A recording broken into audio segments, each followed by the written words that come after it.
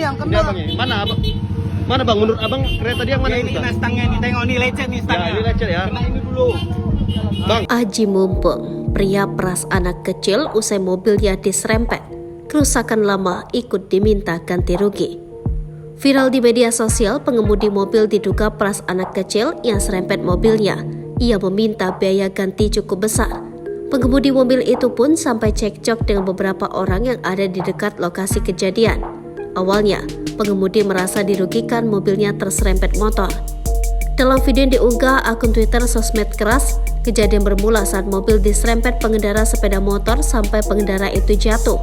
Pengendara motor itu merupakan perempuan masih di bawah umur. Pengemudi mobil tersebut kemudian diduga memeras pengendara motor. Pengendara motor di bawah umur itu diminta mengganti seluruh biaya perbaikan mobil, namun diduga termasuk mengganti lecet-lecet yang terjadi di luar kejadian tersebut. Beberapa orang yang ada di lokasi kemudian mencoba membantu pengendara motor. Alasannya ketika dipertegas luka-luka atau beretan pada mobil ditenggarai luka lama dan bukan terkena stang motor. Bicara ketentuan hukum, keduanya bisa jadi bersalah.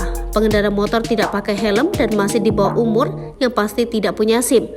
Namun pengemudi mobil jika benar aji mumpung maka merupakan tindakan tidak terpuji. Pengendara motor di Indonesia wajib hukumnya memiliki surat izin mengemudi. Untuk bisa membuat SIM ada usia minimum yakni 17 tahun. Makanya anak di bawah usia 17 tahun tidak boleh mengendarai motor. Agus Sani, Head of Safety Riding Promotion Wahana menjelaskan, usia sangat mempengaruhi cara berkendara seseorang. Makanya pemerintah memberi batasan usia 17 tahun baru layak memiliki SIM.